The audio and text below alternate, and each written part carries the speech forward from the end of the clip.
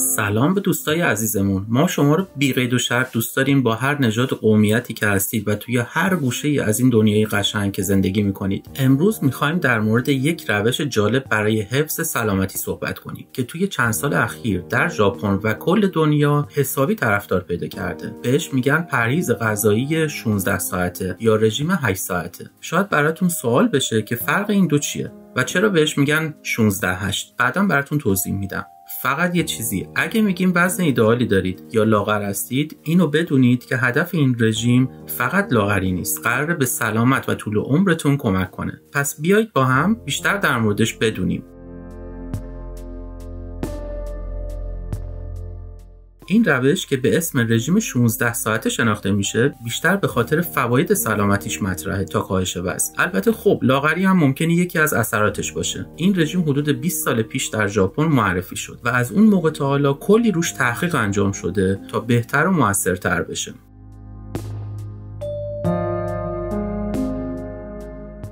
دلیل اصلی پیدایشش هم انتقاد به سبک غذایی مدرنه. خودتون هم میبینید که چاقی چه توی بچه‌ها و چه تو بزرگترها داره بیشتر میشه. بعضی بزرگترها مخصوصا چاقی شکمی پیدا میکنن، یعنی شکمشون بزرگ ولی دست و پاشون لاغره. این مسئله معمولا به خاطر کم تحرکی و زیاد خوردنه. حالا یه سوال، واقعا لازمه که ما روزی 3 وعده غذا بخوریم؟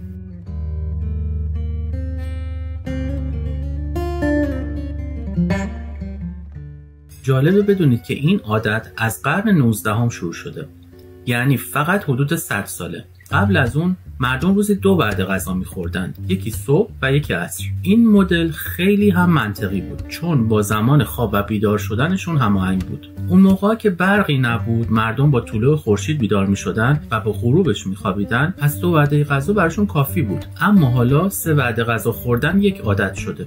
خب چرا این تغییر به وجود اومده؟ 2 تا دلیل اصلی داشت. یکی انقلاب صنعتی و افزایش تولید مواد غذایی بود. قبل از اون غذاهایی مثل غلات، میوه، گوشت و لبنیات خیلی کمیاب بود. اما با پیشرفت کشاورزی و دامپروری این مواد در دسترس قرار گرفت. دومین دلیل ظهور غذاهای صنعتی بود که باعث شد 3 وعده غذا خوردن به یک عادت تبدیل بشه. تولید کننده ها هم برای سود بیشتر مردم رو تشویق میکردن بیشتر بخورن. البته برای بچه ها و نوجوانا 3 وعده غذا خوردن منطقیه چون توی سن رشد هستن و به انرژی بیشتری نیاز دارن، ولی برای بزرگتران اصلا. قدیما که مواد غذایی سالم و بدون افزودنی بود، 3 وعده خوردن مشکل زیاد ایجاد نمیکرد، ولی الان که کلی تنقلات و مواد ناسالم به غذاهامون اضافه شده، داستان فرق کرده. از صبح که بیدار میشیم صبحونه میخوریم، نهار میخوریم و شام و حتی گاهی قبل از خواب یه چیزی هم میخوریم. این یعنی سیستم گوارشمون ممکنه 15 تا 20 ساعت در روز کار کنه. مشکل فقط 3 وعده غذا نیست. این وسط انواع تنقلات مثل چیپس و پفک و بسکویت و اینا هم وارد بازار شده که هدفشون فقط رفع گرسنگی نیست، بلکه پر کردن تایمیه که غذا نمیخوریم. اگه قبل خوابم یه چیزی بخوریم، دیگه سیستم گوارش تقریبا کل روز فعاله.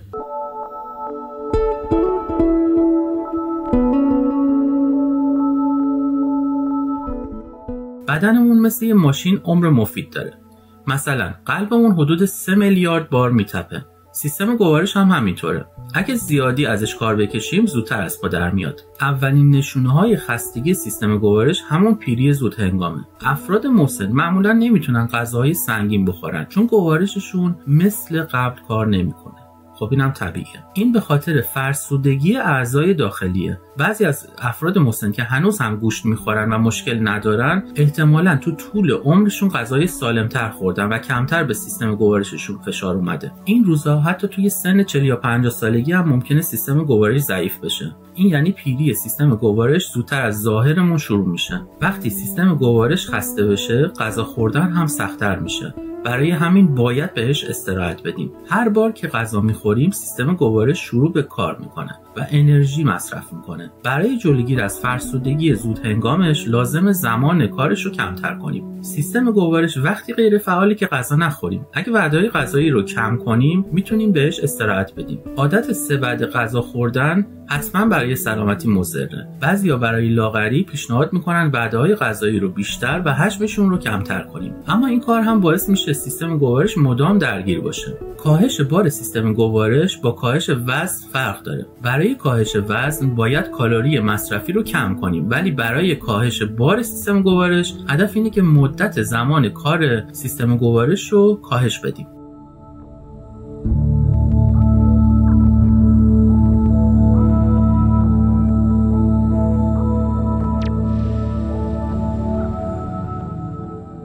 تحقیقات نشون داده که 16 ساعت به سیستم گوارش استراحت بدیم، فرسایشش کمتر میشه و عملکرد بهتری داره. این مقدار زمان تقریبا برای همه افراد مناسبه، با کمی تفاوت فردی. برای کاهش وزن هدف اینه که کالری کمتری بخوریم. مثلا میشه غذای پرکالری رو حذف کرد یا وعده‌های غذایی رو کم کرد. اما وقتی میخوایم بار سیستم گوارش رو کم کنیم، دیگه فقط تعداد کالری ها مهم نیست، بلکه زمان کار سیستم گوارش اهمیت پیدا میکنه. یعنی تعداد وعده و زمان استراحت بینشون مهمه. اگه بتونیم به سیستم گوارش استراحت کافی بدیم، فرسودگی اون کمتر میشه. حالا سوال اینه، استراحت کافی برای سیستم گوارش چقدر؟ این موضوع سالها مورد مطالعه قرار گرفته و تحقیقات زیادی روش انجام شده. قبلا میگفتن سیستم گوارش به 10 ساعت استراحت نیاز داره، بعضیا میگفتن 20 ساعت. اما تحقیقات جدید میگه 16 ساعت استراحت مناسب ترین زمانه. این یعنی آدم باید توی 8 ساعت از روز غذا بخوره و بقیه 16 ساعت رو چیزی نخوره. چرا حالا 16 ساعت؟ چون تحقیقات نشون داده که بعد از 10 ساعت گرسنگی قند ذخیره شده در کبد تموم میشه و بدن شروع میکنه به سوزوندن چربی و قند موجود در خون. تازه بعد از 16 ساعت فرایند مهمتری به اسم خودخواری یا اتوفاژی فعال میشه. اولین بار در سال 1963 کشف شد. اما در سال 2016 یک زیستشناس ژاپنی به اسم یوشینوری اوسومی تونست این فرایند رو کامل توضیح بده و براش جایزه نوبل بگیره.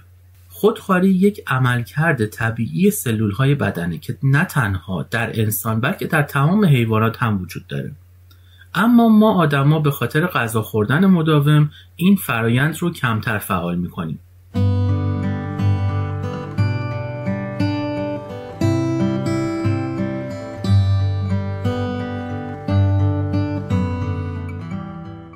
برای فعال کردن خودخواری یا اتوفاژی بدن باید گرسنگی بکشه. شاید بپرسین که اگه آدم کار سنگین داشته باشه چی میشه؟ خب راهی نیست جز این که 16 ساعت رو تحمل کنه. وقتی این 16 ساعت رو رعایت کنیم بدن شروع میکنه به بازسازی خودش، مثل یه ماشین که قطعات کهنه‌شو عوض میکنه و دوباره نو میشه. حالا شاید بگید چجوری 16 ساعت گرسنگی رو تحمل کنیم؟ نگران نباشید. خبر خوب اینه که زمان خواب هم جز این 16 ساعت حساب میشه. مثلا اگه 8 ساعت بخوابیم فقط 8 ساعت دیگه برای گرسنگی کشیدن باقی میمونه.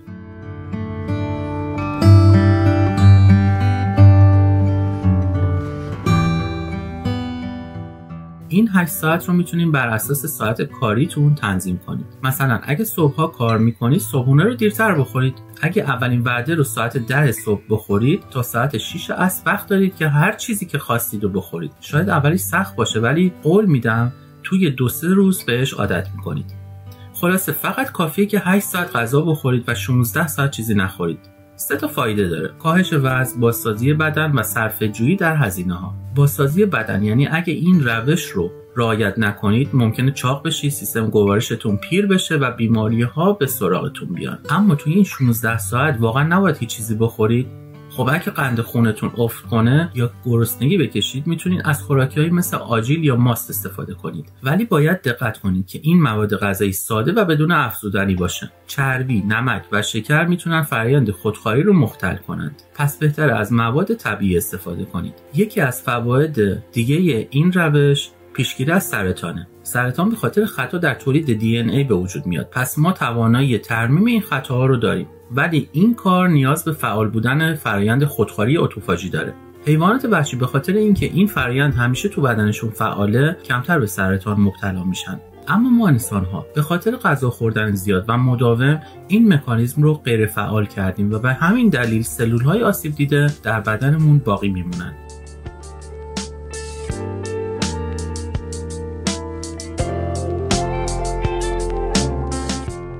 باید تاکید کنم که اگر سرطان به وجود بیاد دیگه این روش نمیتونه درمانش کنه و نیاز به درمانهای دیگه داریم، ولی برای پیشگیری از سرطان فعال کردن خودخواری بسیار مفیده. همچنین این روش میتونه فشار خون رو کاهش بده، چون قند و چربی خون کمتر میشه و خون رقیق‌تر میشه. حتی ممکنه آلرژی رو هم کاهش بده، چون سیستم ایمنی بدن بهتر کنترل میشه. پس با رعایت پرهیز غذایی 16 ساعته میتونیم سلامت خودمون رو حفظ کنیم و از فوایدش بهره مند بشیم. هدف این روش فقط لاغری نیست، بلکه حفظ سلامت و بازسازی بدنه. در واقع سیستم ایمنی بدن به طور طبیعی طوری طراحی شده که فقط به عوامل مضر یا خارجی حمله میکنه، اما اگر از کنترل خارج بشه ممکنه به هر چیزی حمله کنه. این سیستم ایمنی توسط سیستم گوارش کنترل میشه. وقتی بار روی سیستم گوارش کم بشه، سیستم ایمنی هم بهتر عمل میکنه و احتمال واکنش آلرژی کمتر میشه. ارتباطی مستقیم بین فشار خون و گوارش هم وجود داره. فشار خون بالا ممکنه به دلیل غلظت زیاد قند و چربی در خون ایجاد بشه، اما وقتی که از روش گرسنگی 16 ساعته استفاده کنیم، این قند و چربی ها کاهش پیدا میکنن و خون رقیق‌تر میشه و در نتیجه فشار خون هم کاهش پیدا میکنه.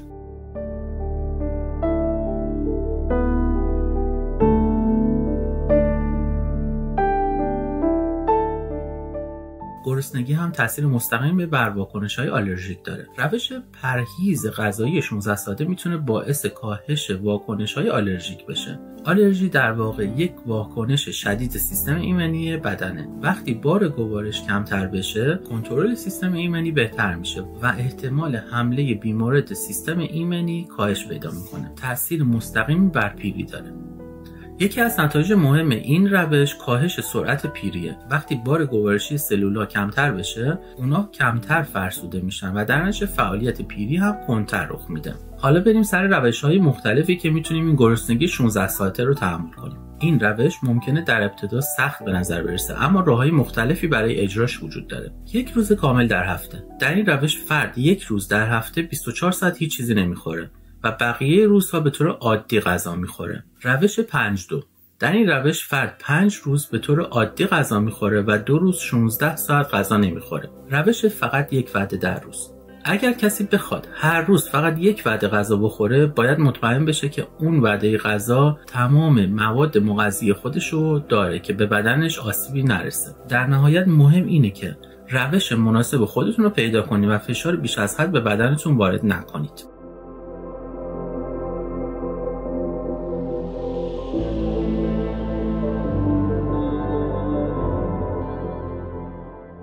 نکاتی در مورد این روش برای همه مناسب نیست. افراد زیر باید با احتیاط بیشتری عمل کنند یا از این روش پرهیز کنند.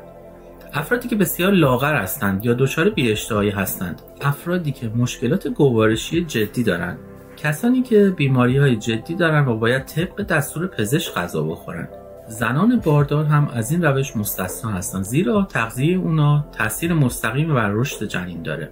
نگرانی درباره پرخوری در 8 ساعت. این خیلی چیز مهمیه که باید بهش توجه بشه. بعضی افراد ممکنه نگران باشن که گرسنگی 16 ساعته باعث بشه که در 8 ساعت باقی مونده پرخوری کنند، اما تحقیقات نشان داده که این اتفاق معمولا رخ نمیده. بعد از مدتی میل به غذا کاهش پیدا میکنه و حتی در ساعات آزاد هم افراد کمتر غذا میخورند. و اما نکته مهم، تاثیر گرسنگی بر بدن. در سال 2018 آزمایش روی 2 گروه افراد انجام شد. گروهی که گرسنگی 16 ساعته رو تجربه می‌کردند به طور متوسط 3% از وزن خودشون رو کم کردند و مصرف انرژی روزانه اونا حدود 350 کالری کاهش یافت. این نشون میده که این روش اگر به کاهش وزن چشمگیر منجر نشه، اشتها رو به شدت کنترل میکنه. حالا برسیم به نقش آب در این رژیم غذایی 16 ساعته. در طول این رژیم نوشیدن آب بسیار مهمه، اما نوشیدنی‌های حاوی قند یا انرژیزا نباید مصرف بشن. مصرف آب به بدن کمک میکنه که راحت‌تر گرسنگی رو تحمل کنیم.